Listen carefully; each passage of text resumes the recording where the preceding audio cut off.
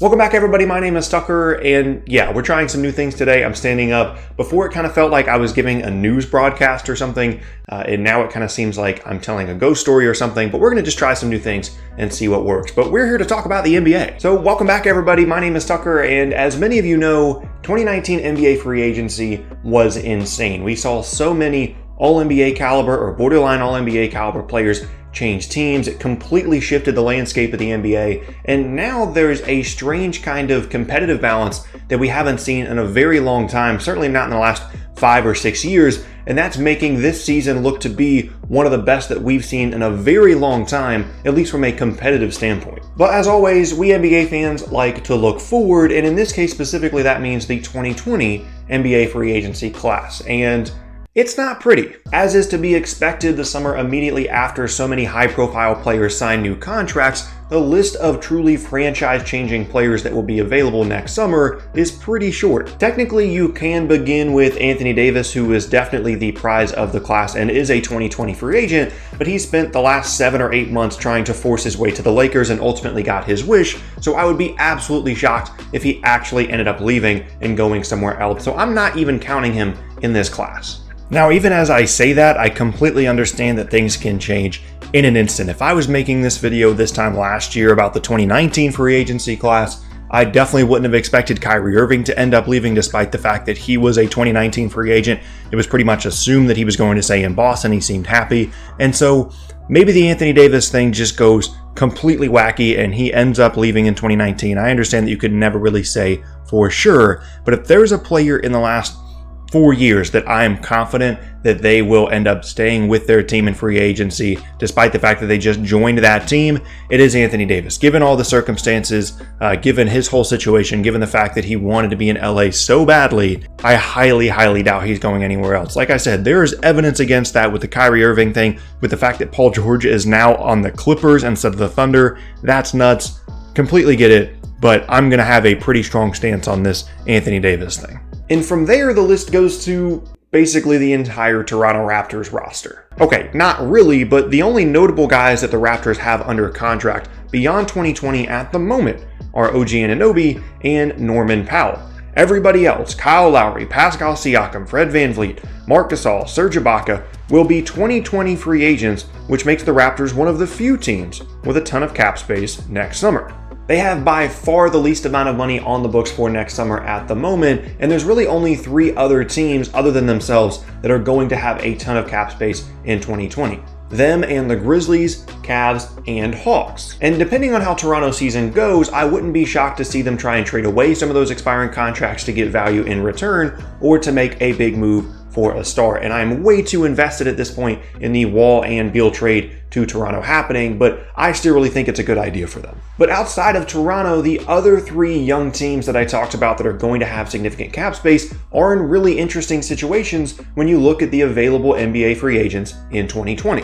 The Hawks, Grizzlies, and to a lesser extent the Cavs each have some building blocks in place that could start to form a competitive team with a few new additions. Namely, some of the young guys in this free agency class like Jaylen Brown, Brandon Ingram, Buddy Hield, Otto Porter Jr., Caris LeVert, and Domantas Sabonis will all be available, though every name I just mentioned other than Porter are restricted free agents. But that still doesn't prevent a team like Atlanta or Memphis throwing a big offer their way and trying to pry them away from their current team and adding yet another really strong piece to their ever-developing young cores. Now, you may have noticed that I left Pascal Siakam off the list of restricted free agents, high-profile, big-name restricted free agents for 2020, and the reason for that is I don't see any circumstance in which the Raptors actually let him leave. Even in the unlikely scenario that a team offers Pascal Siakam a max contract in restricted free agency next summer, I think the Raptors would actually match that to keep him. He's one of the few young assets that they do still have, and I would be very surprised if he ended up playing elsewhere other than Toronto moving forward. Okay, so we've talked about the big prize in Anthony Davis, we've talked about the restricted young free agents that could be available, but what about the true unrestricted actual free agents that could be changing teams in 2020? Well, that list isn't that great either. There certainly are some players that can change some things, that can make a big impact on a team, but you're not going to find any superstar franchise league-altering names on this list. And as of about a week or so ago, Draymond Green would have made it onto this part of the list because he was going to be a 2020 free agent, but he recently signed a contract extension with the Warriors, so that is no longer the case. And whenever you're counting on a about to be 30-year-old Draymond Green to boost the value and the interest of your free agency class, you know that things really aren't that great. And that is no disrespect intended towards Draymond Green, although it probably is a little bit disrespectful. He's just not a superstar caliber player, an elite caliber player like we saw so many change teams in the 2019 free agency class. If he was in the 2019 class, he would be not an afterthought, but there's probably 6 or 7 guys that we would think about changing teams first before we got to Draymond. And as we get to the rest of this list, again, I don't mean to offend any of these players. A lot of these guys are really good. I'm just talking about comparing this to what we just saw in 2019. All the big names we saw change teams. You're not going to see any of those superstar caliber guys in 2020.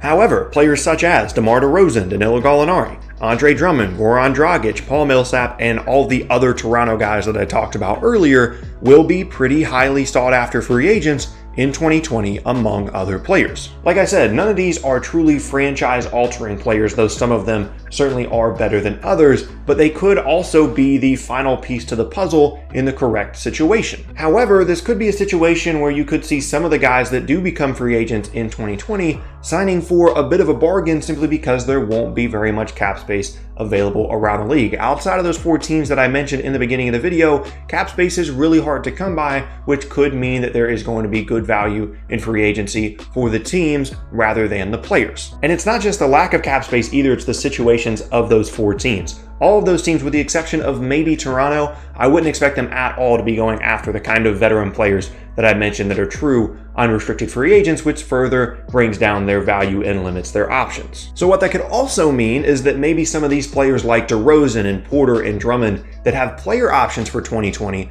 maybe they push their free agency to 2021 when there's going to be a lot more cap space available around the league. The problem with that is the 2021 free agency class at the moment is absolutely stacked with elite level players, similar to what we just saw in 2019. So if these guys wait until 2021, maybe all that cap space is used up by bigger names and frankly better players, and then there's not money left for them. So there certainly are some risks here that these players and their agents are going to have to go through and decide which summer it would be better for them to be free agents in. And so yeah, that's kind of the summary of the 2020 NBA free agency class. And like I talked about in the beginning of the video, it's not that great of a group. In fact, most of this video was me trying to talk myself or you guys into this being a really interesting class, and in some ways it is. Like, I'm really interested to find out the value of those restricted free agents like Brandon Ingram and like Jaylen Brown, depending on how well they play this year and how that kind of comes into a very limited free agency class and whether that boosts their value, because typically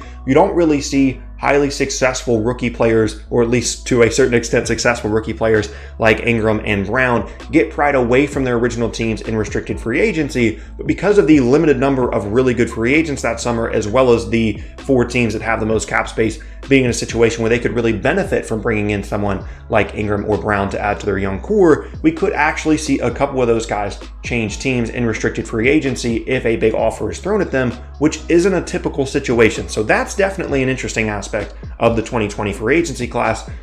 And there's really not that much else to talk about outside of that, unfortunately. Even having said all of that, as we've learned in the past, things can absolutely change in an instant, and the trade market will always be a point of interest, and that's not going to change moving into 2020. The only points that I'm making here is just that I'm not expecting a league-altering seismic shift in power the way we saw in the 2019 free agency class in 2020. And it's not that there won't be things to talk about, it's just that 2019 free agency kind of spoiled us a little bit as fans, not only in the free agency aspect, but just as an offseason as a whole. It was awesome for fans, it was awesome for the entertainment value of the league, it really got the league out there. Everybody was talking about the NBA for weeks and weeks at a time. It was awesome for content, I'm not gonna lie, to have so much stuff to talk about, but that's not going to happen in 2020, at least as of right now. It doesn't look like it's going to. So prepare yourself maybe for a little bit of a calmer and tamer free agency class in 2020. That's all I'm saying. But there you have it. That is going to be the end of today's video, and I thank you all very much for watching.